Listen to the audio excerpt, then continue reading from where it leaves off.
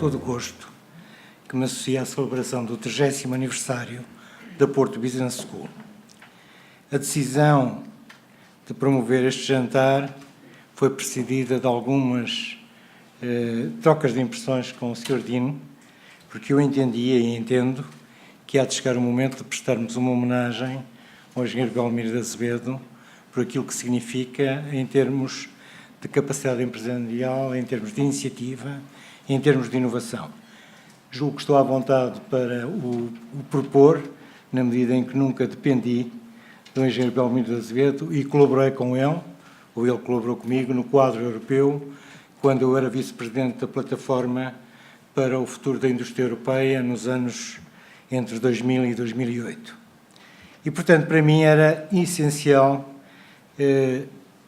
que alguma coisa fosse feita no sentido de marcar bem que há uma personalidade que desapareceu da vida cívica e económica do país, que constitui um exemplo e que deve ser devidamente recordada. Por razões várias, considerou-se que esta não era a ocasião para o fazer, mas do meu lado fica claro que eu considero que temos esta dívida e que o devemos fazer, e quando o fizerem, se me chamarem, estarei disponível para participar com todo o gosto. Por isso, entendo que o melhor que devemos fazer hoje é partilhar algumas reflexões sobre o contributo decisivo e imprescindível que instituições como esta, que resultam da iniciativa do engenheiro Belmiro de Azevedo, podem dar para o desenvolvimento do nosso país. É claro para todos que as aspirações de bem-estar individual e de equidade coletiva da sociedade portuguesa excedem hoje a capacidade de produção da economia. Nós temos aspirações para as quais não temos capacidade de produção disponível. E tal desalinhamento só pode ser colmatado com mais e melhor crescimento económico. Caso contrário, viveremos sempre com aspirações limitadas e aspirações limitadas pela nossa própria incapacidade de gerar o rendimento que as permite satisfazer. Sabemos também que o que separa a economia portuguesa do pelotão da frente das economias avançadas é a produtividade de cada hora trabalhada e sabemos também que não é o número de horas que cada pessoa trabalha em Portugal que explica esta diferença de rendimento per capita e esta diferença de produtividade. Acresce ainda que a qualificação dos recursos humanos, incluindo a qualificação dos gestores, e, em segundo lugar, a adequação, a robustez e a qualidade dos modelos de gestão, são hoje duas das mais importantes alavancas da produtividade e também são duas das mais importantes explicações para as diferenças de produtividade e desenvolvimento entre diferentes países e também no interior de cada um dos países. A relação entre gestão e produtividade das empresas encontra-se bem documentada. Estudos académicos largamente conhecidos, nomeadamente a autoria do professor John Van Riemen, que a semana passada, no início da semana que se concluiu, esteve em Lisboa a nosso convite. Esses estudos demonstram que cerca de 30% das diferenças de produtividade nas empresas de diferentes países são explicadas por diferenças na qualidade da gestão. E quando eu digo diferenças na qualidade da gestão, estou-me a referir à robustez, à adequação e à eficiência dos modelos de gestão. Não me estou a referir, naturalmente, ao empenho e aos conhecimentos de cada de cada gestor individualmente considerado. O contributo da Porto Business School assume-se assim como decisivo na promoção da produtividade da nossa economia e, por essa via, assume-se como imprescindível para o desenvolvimento do nosso país. Gostaria de passar em revista dois tópicos que considero muito importantes a este propósito. O primeiro é a qualificação dos recursos humanos. Portugal tem registrado nos últimos anos melhorias consideráveis em matéria de qualificação dos recursos humanos. Temos recursos mais formados com níveis de adequação de competências superior àquele que tínhamos no passado. Permanecem, contudo, hiatos significativos em relação às médias europeias, pelo que é necessário continuar a melhorar a educação formal dos nossos trabalhadores. Em particular, os trabalhadores mais idosos, que têm tipicamente menos qualificações, têm muito que beneficiar de estratégias de formação profissional ao longo da vida que lhes deem as ferramentas necessárias para aproveitarem da melhor forma os empregos do presente e do futuro. Se isso não acontecer, teremos uma desclassificação progressiva deste tipo de trabalhadores, com prejuízo para os próprios, com prejuízo para a economia no seu todo e com sobrecarga, naturalmente, do Estado Social, que os tem que incluir, sob pena de criar uma sociedade menos coesa. Este é um trabalho que a Porto Business School já se propõe desenvolver em estreita parceria com as empresas, através da sua metodologia Future of Industry, Strategy and Skills. Naturalmente, a promoção da qualificação dos recursos humanos não pode resumir-se a um aumento do número de anos de escolaridade da população e à promoção da qualidade do ensino numa perspectiva estática ou numa perspectiva virada para o passado. Se as competências acumuladas não se adequam ao que o mercado de trabalho procura, gerar-se-á descontentamento social, desperdício de recursos e prejuízo para as finanças públicas. O que significa, numa nota de pé de página, que não basta aumentar a alocação de recursos para efeitos de educação para garantir que o problema é ultrapassado. É preciso, simultaneamente, garantir que a educação que é obtida corresponde às necessidades prospectivas da economia, atendendo ao estádio de desenvolvimento em que nos encontramos. Se houver um mismatch ou se houver um desencontro entre a formação dada e as necessidades da economia e as possibilidades de emprego, o que estamos a gerar é, fundamentalmente, uma situação de insatisfação que há de desembocar numa pressão sobre o orçamento, numa pressão sobre a sociedade e, naturalmente, numa saída de trabalhadores para outras economias. O crescimento inclusivo exige, portanto, que sejam satisfeitas duas condições. Primeiro, há que garantir que o sistema educativo antecipa, eu sublinho a palavra antecipa, e se ajusta aos perfis de competência de que o setor produtivo necessita. A oferta educativa tem de promover o desenvolvimento de competências transversais, como a liderança, as relações interpessoais ou a capacidade de resolução de problemas, e também tem de responder às exigências de desenvolvimento tecnológico do país. Em segundo lugar, temos que assegurar que o quadro legislativo, o contexto administrativo e a própria gestão das empresas geram a capacidade para absorver as competências desenvolvidas.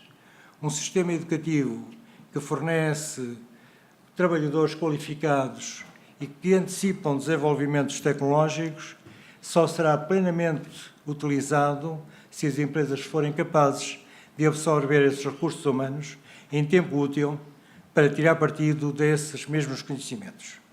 Se não o fizerem, estaremos confrontados com fenómenos de desemprego associado a um desencontro entre a oferta e a procura no mercado de trabalho e de brain drain via imigração de quadros especializados. Um segundo tópico que é importante para este efeito do desenvolvimento sustentável da economia portuguesa releva da adequação, robustez e qualidade dos modelos de gestão. Para que a combinação de capital e trabalho resulte na produção desejada pelo mercado, necessitamos sempre de um empreendedor, de uma organização e de um modelo de gestão. A ideia de que o trabalho e o capital se encontram e, por geração espontânea, geram um produto é uma ideia que está bem para os manuais de economia, mas não corresponde de todo àquilo que é a realidade. Entre o trabalho e o capital há um empreendedor, há uma organização, há uma estratégia e há uma lógica de abordagem ao mercado. E tudo isto depende de um terceiro fator que se coloca entre o trabalho e o capital, que não pode ser de forma nenhuma ignorado. E este fator tem que ter em conta a realidade social, cultural e institucional e o estado de desenvolvimento tecnológico do país em que a empresa está inserida. O modelo de gestão reflete a articulação que o gestor imprime ao triângulo que se estabelece entre um ambiente, uma organização e uma estratégia. Isto é, o modelo de gestão define uma organização que, por sua vez, permite uma estratégia e que, combinada a organização com a estratégia, permite tirar o máximo partido ou mesmo influenciar o ambiente em que se insere. No que diz respeito à qualidade dos modelos de gestão, o nosso país tem ainda boa margem de progressão para explorar, como fica patente na mais recente edição do Global Competitiveness Index, publicado pelo World Economic Forum. Na lista dos indicadores em que Portugal obtém pior classificação, contam-se alguns relacionados com a qualidade dos modelos de gestão, nomeadamente, e em primeiro lugar, a atitude perante o risco, em que ocupamos a posição 80ª em 140 economias. Isto é, estamos mal colocados em termos relativos. Em segundo lugar, o indicador relacionado com a predisposição para delegar a autoridade. Portugal ocupa a 70ª posição em 140 economias. E, por último, a integração de ideias disruptivas, inovação na empresa, em que Portugal ocupa a posição 46ª em 140 economias. O que significa que nós precisamos de um modelo de gestão que se abra ao risco e à disrupção e que favoreça uma decisão descentralizada e que potencie a absorção do conhecimento, e nomeadamente o conhecimento que é transmitido através do sistema educativo. É também importante que a gestão se abra ao mundo. Estudos mostram que a presença de um gestor com experiência de exportação aumenta a probabilidade de a empresa iniciar, manter ou intensificar a sua atividade exportadora. A exposição a mercados internacionais oferece valiosas oportunidades de aprendizagem aos gestores, diferenciando positivamente a qualidade dos modelos de gestão. E eu aqui gostaria de fazer uma nota de pé de página para fazer uma homenagem aos exportadores portugueses. A grande diferença do nosso modelo de ajustamento no período em que tivemos que adotar um programa de ajustamento que correspondeu a uma grande restrição sobre a procura interna, quer pública, quer privada, e o modelo de ajustamento, por exemplo, grego, resulta do comportamento das exportações e do comportamento dos exportadores. Não tivéssemos tido o comportamento das exportações e o comportamento dos exportadores que tivemos, e o nosso processo de ajustamento teria sido mais doloroso e o processo e o regresso ao crescimento teria sido mais demorado. O que significa que, não obstante as insuficiências dos modelos de gestão, temos, e essa é uma característica que eu saliento sempre na economia portuguesa, temos uma população em geral e uma camada empresarial em particular que reage muito rapidamente aos incentivos, se os incentivos são consistentes no tempo e se encontram corretamente alinhados. O que cria uma grande responsabilidade para a política pública, dado que cabe à política pública transmitir incentivos consistentes no tempo, de forma a fundamentar decisões empresariais e alinhados de forma a que não criem perturbação do ponto de vista da decisão de cada uma das empresas e da sua orientação estratégica. Este resultado, o resultado relacionado com as exportações, é particularmente relevante para Portugal, onde tem que existir uma reorientação continuada dos recursos para o setor transacionável.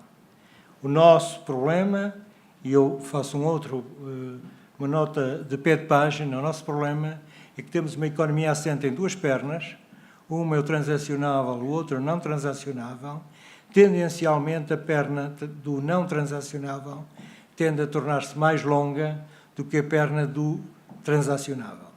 E o processo de ajustamento que nós temos é basicamente o de reequilibrar a extensão das duas pernas da economia, que é o que permite depois evitar os desequilíbrios, quer o desequilíbrio externo, espelhado num quadro de uma união monetária nos endividamentos dos diferentes agentes económicos, quer o desequilíbrio do setor público. E há duas formas para o fazer. Uma forma é cortar a perna do não transacionável, ajustando-a ao transacionável, o que significa basicamente um esforço de ajustamento mais doloroso. E há uma outra forma de o fazer, que é tentar estender, tanto quanto possível, a perna do transacionável, de forma a reequilibrar este corpo que depende de duas pernas. E eu gostaria de salientar o seguinte: este fenómeno de desequilíbrio é um fenómeno que só se manifesta no dia em que os mercados não financiam a economia. Até aí, o endividamento externo funciona como uma espécie de bengala que compensa o desequilíbrio que resulta entre as duas pernas, porque compensa a insuficiência de geração de receitas externas por parte do setor exportador, que haveria de reequilibrar essa economia. A aposta no setor transacionável é, por isso, uma condição indispensável para o crescimento sustentado da atividade económica do nosso país e uma condição indispensável para garantir um desenvolvimento com crescimento económico continuado e a criação de emprego. A Porto Business School reconhece a importância desta abertura internacional, como é visível, por exemplo, na ambição colocada na sua conferência anual Vertex ou na sua plataforma de Federação de Antigos Alunos. Por outro lado, num tecido produtivo como o nosso, muito povoado por empresas familiares em transição para a terceira geração, é também crucial pensar como podemos conciliar a profissionalização da gestão com a propriedade familiar da empresa. Julgo que este é um dos maiores desafios com que estamos neste momento confrontados. Temos empresas que entraram na terceira geração, temos empresas que estão a sair da terceira para uma quarta e não temos necessariamente garantida a conciliação entre a propriedade e a profissionalização da gestão. É necessário encontrar uma resposta que concilie as duas dimensões. Não se inventam empresas, transforma-se com as empresas que temos, nem se inventam proprietários, transforma-se com os proprietários que há. A única coisa que se pode fazer é introduzir qualidade e consistência e robustez na organização e gestão dessas empresas. Neste quadro, eu julgo que seria importante desenvolver um modelo tipificado e padronizado de holdings familiares com um tratamento estatutário padronizado e com um tratamento fiscal adequado que induzisse o compromisso da holding e, portanto, dos proprietários com a empresa e com a profissionalização da gestão e também com o território onde estão situadas e com o emprego que por essa via garantem. E a tipificação deste modelo de holdings familiares devia ser tal que se tornasse facilmente compreensível e acessível para empresas de menor dimensão, não necessitando de grande complexidade do ponto de vista do apoio jurídico à sua formação. Também, necessariamente, teria que ter o estímulo do ponto de vista fiscal, desde que perseguissem ações de reforço da empresa pela via da cativação e reaplicação dos lucros gerados. Não fazendo, estamos a gerar a prazo um problema de destruição de tecido empresarial por falta de sucessão ou de profissionalização da gestão. Permitam-me que termine prestando uma viva homenagem ao engenheiro Belmiro Azevedo, que, aliás, compreendeu muito bem o problema que se coloca a um grupo familiar no momento da transição. A sua determinação, do engenheiro Belmiro Azevedo, e a sua audácia foram determinantes para que esta escola seja hoje o que é e continuarão, a audácia e a determinação, certamente a inspirar o que a escola há de ser no futuro. Agradeço calorosamente o convite para estar aqui e faço votos de que a Porto Business School possa viver muitos anos e possa ser um núcleo de difusão de modelos de gestão robustos, de conhecimentos e, simultaneamente, que possam ser adequados às necessidades e ao estado de desenvolvimento da região onde se insere e das necessidades do país. Faço votos também de que a escola consiga fazer algo que está neste momento a ser perseguido por outras escolas e que a Porto Business School deverá seguir, que é transformar-se num polo de formação com expressão europeia. Eu, numa parte e numa nota de pé de página, fico sempre muito feliz quando ouço, por exemplo, alemães dizerem-me que mandaram os filhos para Portugal para fazer o MBA e que regressaram à Alemanha e rapidamente encontraram um emprego, nomeadamente nas multinacionais. O que significa, basicamente, que Lisboa e Porto já fazem parte dos referenciais de formação à escala europeia. O que significa que a escola não só serve a região, como pode ela própria ser uma prestadora de serviços e uma prestadora de serviços transformando-se ela mesma parte do setor de bens transacionáveis de que tanto necessitamos. Aliás, esse é um desafio mais geral que se coloca à Universidade Portuguesa, porque no cruzamento é de uma demografia que tende a penalizar o desenvolvimento da escola e uma necessidade de se afirmar no contexto de concorrência que resulta do protocolo de Bolonha. As escolas portuguesas têm necessidade de se afirmar pela qualidade e pela atração de alunos. O mesmo se passa, obviamente, com as escolas de negócios, com a Porto Business School, e se o Porto for capaz de fazer da Porto Business School mais um atrativo de retenção e e atração de talentos, a Porto Business School terá feito a sua missão de uma forma ainda mais preenchida. Eu julgo, aliás, que este desafio não é só para a Porto Business School, é para a Universidade no seu todo, e a Universidade deve ser vista não como um elemento, um adereço da sociedade, mas como um elemento determinante do desenvolvimento económico da sociedade. Muito obrigado a todos. Make change happen.